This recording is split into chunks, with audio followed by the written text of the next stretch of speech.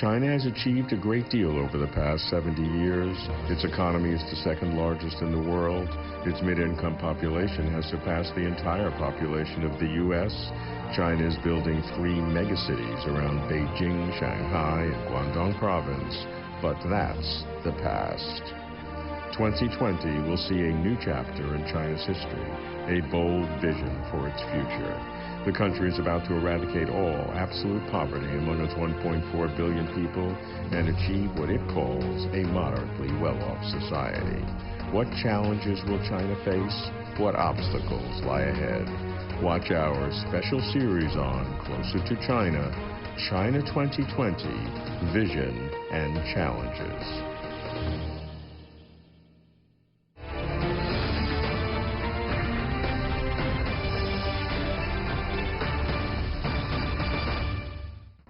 Seven decades ago, the founding of the People's Republic opened a new chapter in the long history of China, marking the end of a turbulent period of over 100 years of invasion and oppression.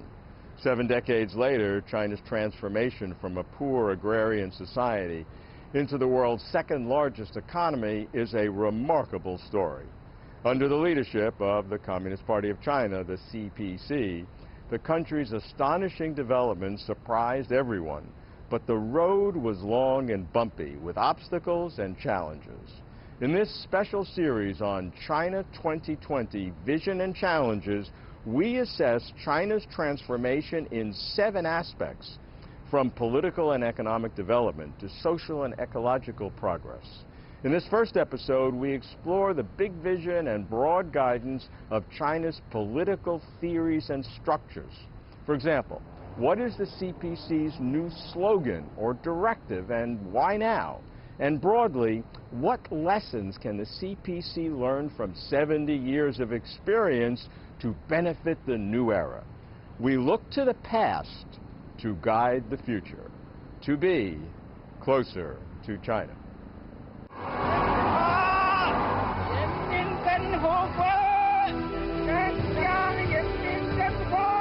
Founded on October 1st, 1949, New China took 7 years to establish its socialist transformation.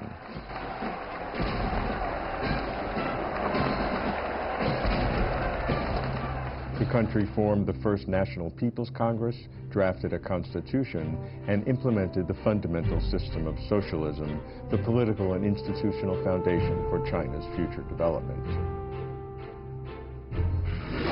From 1956 to 1978, China went through periods of significant challenges and turbulence.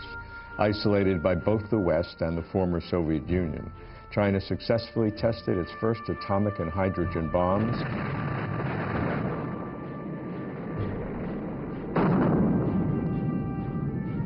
and launched its first artificial satellite. But extreme leftist ideology, exemplified by the Great Leap Forward and the Cultural Revolution, caused economic and social calamities.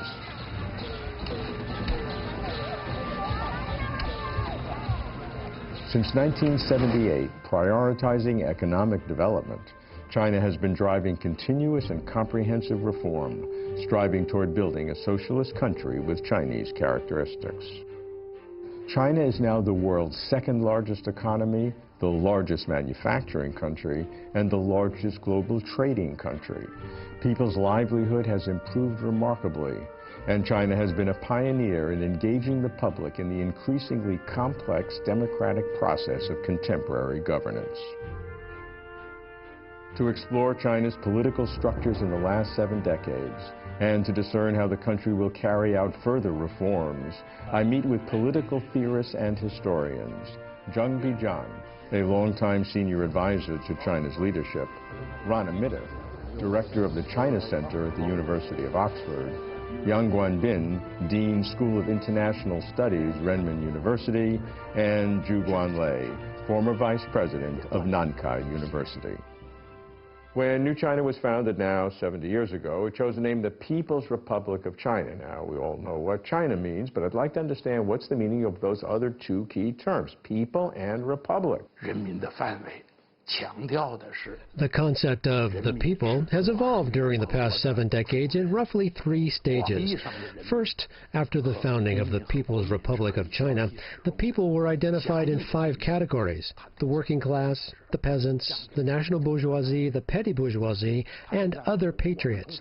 Later, during the next stage, such as during the Cultural Revolution period, for example, the scope of those included with the people was curtailed. The concept then was that the petty bourgeoisie and the national bourgeoisie were not included with the people. And third, after the reform and opening up, with dynamic overall changes occurring, the concept of the people also became broader. Generally speaking, the people in today's interpretation consists of 4 groups.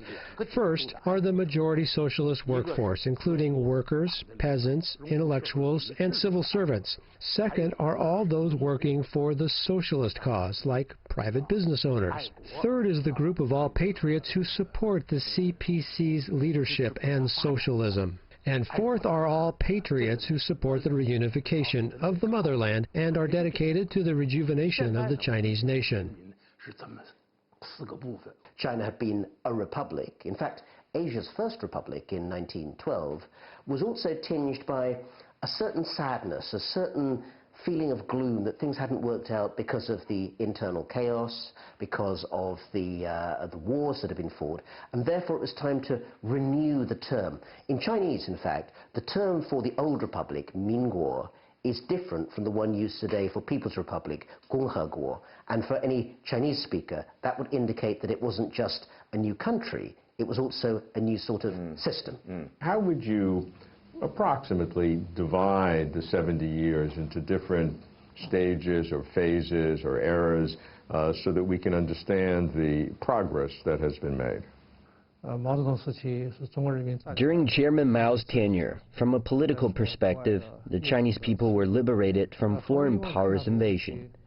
During Deng Xiaoping's tenure, Chinese people became better off. After President Xi Jinping came to office, he said that Chinese people should become stronger, which is, of course, a comprehensive concept. It is more complete, referring not only to possessing more material wealth, but also having confidence in our own culture and being assertive in our own theories and pathways. One thing that I would point out is that these days historians are beginning to get a little bit unhappy with the idea that there's this sort of clean break between one period and the others. We now know that various figures, such as former Prime Minister Zhou Enlai, were actually talking about modernization and economic reform before 1978, quite a bit before 1978, even in the late years of the Cultural Revolution. And now that we know that a lot of the changes, including the move towards markets, the move towards trying to change the nature of China's economic engagement with the world, were actually shifting before 1978. It wasn't simply like snapping your fingers and turning a light switch in 78 in a period that then continues without any sort of change.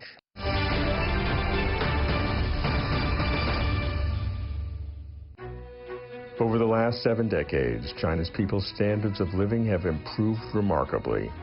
Life expectancy has increased from around 35 years in 1949 to 77 years in 2018. Over the same period, the infant mortality rate declined from 250 per thousand to around 6 per thousand. By China's 6th national census in 2010, the illiteracy rate of the young and middle-aged dropped to less than 1%.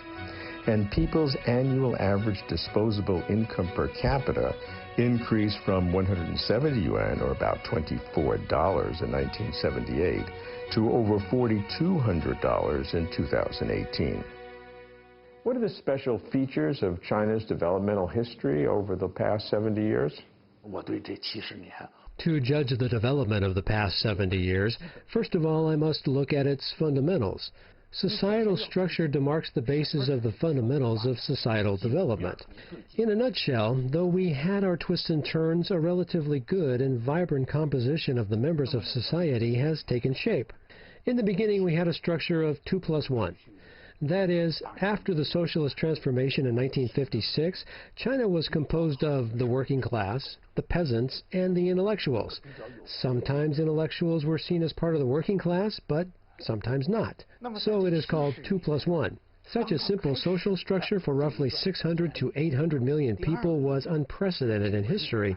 That societal structure was not ideal, and it contributed to a society lacking in vitality. After the reform and opening up, our societal structure has undergone tremendous changes under 3 factors. First, industrial restructuring started in the 1980s. Second, economic forms diversified in the 1990s when individual and private companies witnessed great leaps forward with large numbers of freelancers. Entering the 21st century was the third driving force. Urbanization came into play. Urbanization further promoted the development of the social structure. For example, intellectuals could take a bigger share. All these factors have facilitated the shift of our social structure from 2+1 to a more diversified mix. As you look at the political changes over this period, what can you say about the social changes within Chinese society? I think that there is probably no society on earth, certainly of the size of China, that has changed as much as China has over the last 70 years. You could argue that China has undergone a whole variety in succession of social experiments about how a people should organize themselves and how their society should work around that. Now, if you go to the more recent part of that 70-year period, the last half or so, you're talking about the social effects of a very different sort of economic model, one in which markets became in particular much more important. And that has had a huge effect on the way in which society operates. China today is much more consumerist, it's much more individualistic, it's also older than it was in terms of its population concentration, and those have been immensely important changes that will have a lot of influence in the next 20, 50 and 70 years. The changes to Chinese social stratification are deep-seated and long-term. China used to be an agrarian society, but now we have the social structure of an industrial economy. In the long run, democratic legal system building and economic restructuring brought about different social foundations. The process will also bring corresponding problems along with it. As social factors increase, individual pursuits will rise.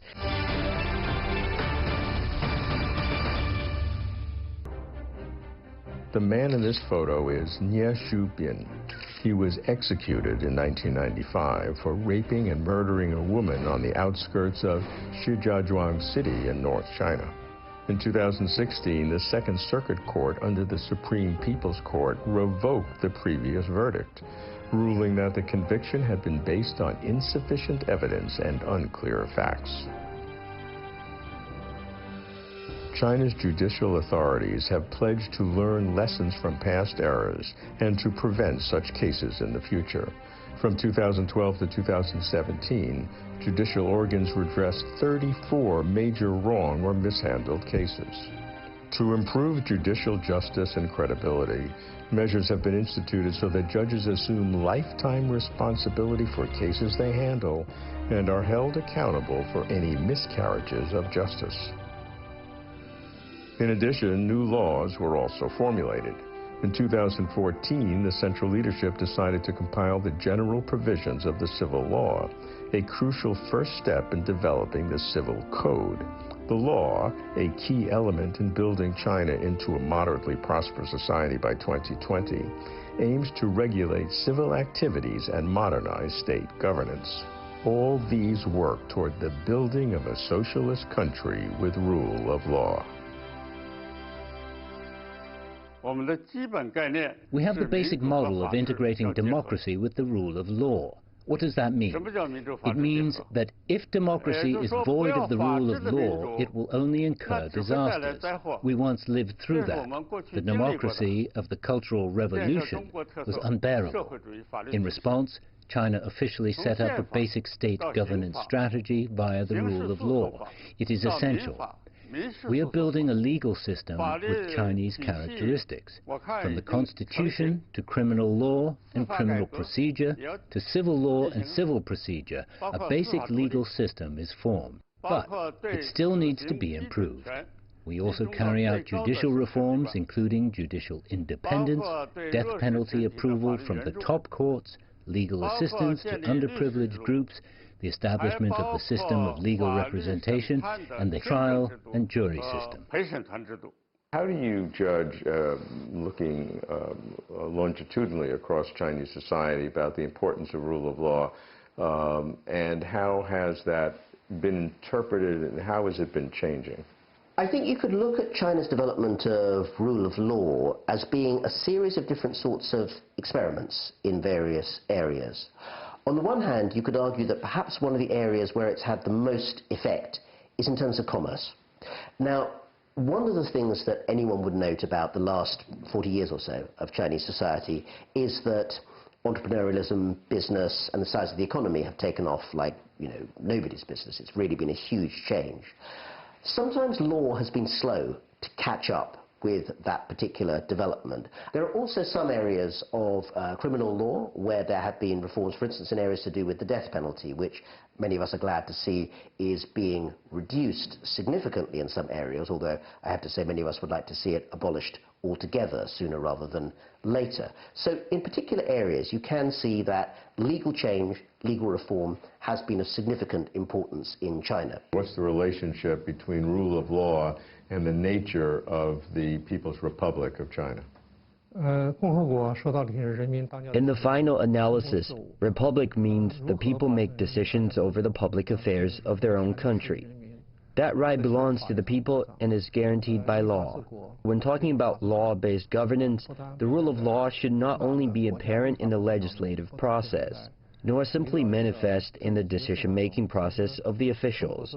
Given the size of China, there are multiple policy decision levels, including the central level, the provincial level, the municipal level, the county level, and the township level.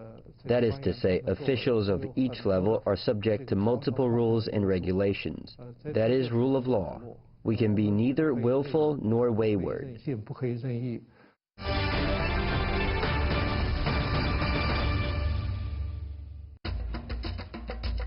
Well known as the Hawaii of China, Hainan, the country's southernmost province, will become a new pilot-free trade zone, enjoying higher-level opening up policies. It will accelerate opening up of modern agriculture, high-tech industries, and modern services. Xingzi Ye's business fits well. She decides to expand further. We can get things done by submitting materials to this reception desk once and for all. We don't need to get ratification from different government departments, such as the Land Resources Department or Urban Planning Department. As the first phase construction of our project has successfully completed, I'm here to submit our plans for the second phase. Hainan plans to foster a law-based, business-friendly environment. In the past, for example, a construction project would need permissions from various government departments, a laborious, time-consuming process. Now, various types of plans can be integrated into a single master plan, streamlining the approval process. According to the Ease of Doing Business Index released by the World Bank in 2018, China leaped from 78th place to 46th place, showing that the country had dramatically improved its business environment. China's strong performance is a result of a concerted campaign by the central government to streamline the country's bureaucracy and to create a more attractive environment for establishing a business. China talks about the importance of governance capacity as a major criterion to evaluate the form and structure of government anywhere, and particularly in China. So what's the relationship between governance capacity and political reform? We have made relentless exploration. In 2011, the Arab Spring took place.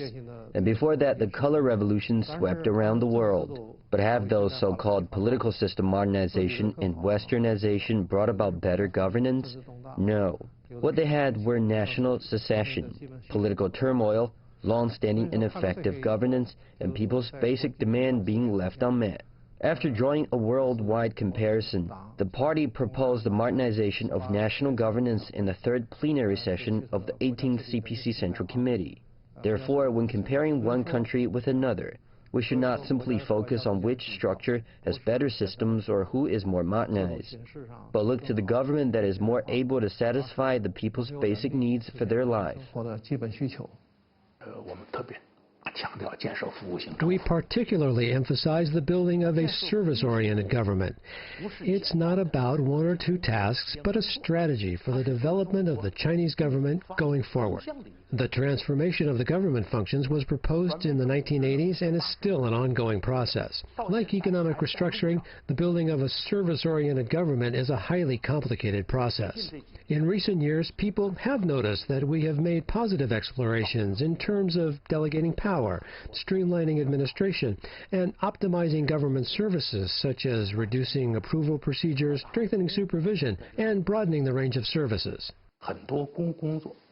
How do we interpret the capacity for good governance in terms of the political structure that China has today? Good governance is about, to use a phrase beloved of Mao Zedong, serving the people. But that can't be just a phrase. It actually has to be about thinking proactively and positively about how government actually works with the people, not above them. If people are thinking that they have to basically obey the government rather than work with the government, then things are going in the wrong direction.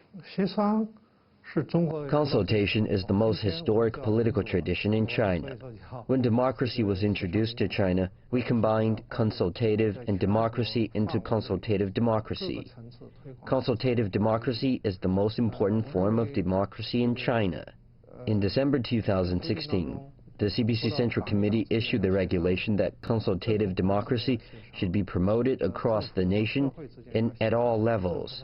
What I see in this regulation is that consultation is required between parties, between government departments, between the government and the society, and between the government and enterprises. To put it specifically, in our political life, for example, the annual budgetary plan of a township must be subject to not only the deliberate discussions in the People's Congress of a township, but the review of the representatives of each village. This is a common practice across the whole country.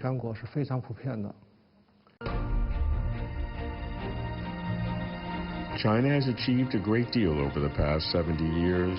Its economy is the second largest in the world. Its mid-income population has surpassed the entire population of the U.S. China is building 3 megacities around Beijing, Shanghai, and Guangdong province, but that's the past.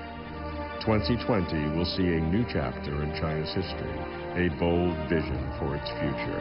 The country is about to eradicate all absolute poverty among its 1.4 billion people and achieve what it calls a moderately well-off society. What challenges will China face? What obstacles lie ahead? Watch our special series on Closer to China, China 2020, Vision and Challenges.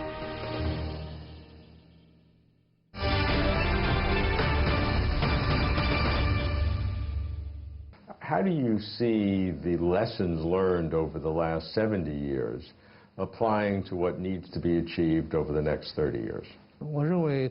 I believe that in the last 7 decades, the highlights in Chinese politics are shown in our adherence to one specific direction, in our approach in considering the interest of all groups.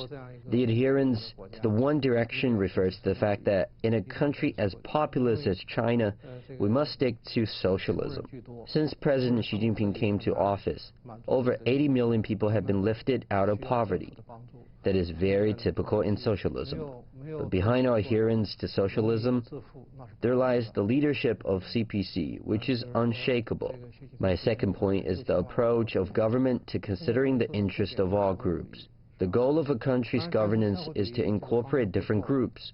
Politically speaking, there are left-wingers, people taking the middle ground, and right-wingers. And from a social point of view, there are upper, middle, and lower classes. The policies delivered by the government must account for all the interests of the various groups. Given the realities of the Chinese system today, going forward, if you were asked privately to give your advice for the kinds of political reform that are useful and beneficial to China within its current system, what would you be saying? At the moment, most of the obstacles that there are, and there are many, which China faces in talking to much of the rest of the world, are not placed there by the foreign world. They're placed there by China itself. And China just needs to learn what it's done really well, believe in itself, and actually operate on a much more relaxed and chilled basis. As we look toward mid-century, 2049, the 100th anniversary of the People's Republic of China, roughly mid-century 2050, China has set the goal, the ultimate goal, for China to become a fully modernized socialist country. What are your hopes? What are your fears? What do you think are the challenges? What should China be concerned about in order to reach those grand goals? I believe that we can approach this issue from the perspective of world order. In most countries, political systems are guided by capitalism. I prefer to call them capital-centered order. In this order, the first step is a market economy, and that will lead to social differentiation. The second step is the multi-party system, followed by the third step of representative democracy. My worry is that if China also chooses capital-centered order, it may risk losing its own Chinese model and will not end up in a better future. The reason why China can make it to today lies in what I call people-centered order, that is different from capital-centered order. The first step of the people-centered order is also a market economy. The second step is social differentiation and wealth gap brought about by a market economy. The third step is not a multi-party system, but rather a multi-party cooperative system under the leadership of CPC. The fourth step is democratic centralism in the political system, containing democracy and centralism. The result of this order is a people-oriented development. So the biggest challenge for China is how to maintain its own people-centered order instead of degenerating into capital-centered order. This is a fundamental issue in future development of China. China 2020, it is a time for reflection. From a devastated economy and a closed society to the world's second largest economy engaged openly with almost every country on earth, when historians of the future write the chronicles of China, these 70 years will surely be a highlight. There are challenges, of course. Slower growth, social disparity, massive pollution, the West's concern about China's rise. That's why CPC General Secretary Xi Jinping continues to renew and reform the party. Thus the party's new slogan or directive, 不忘初心，牢记使命. Remain true to our original aspiration and keep our mission firmly in mind. The Politburo tasked the campaign to forge the political character of loyalty, integrity, and a keen sense of responsibility to realize the great dream.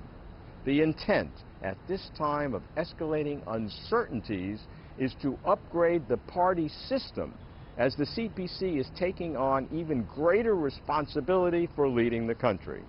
For the following weeks, we continue to explore China's remarkable 70 years. In the next episode, we discern the country's economic miracle to be closer to China.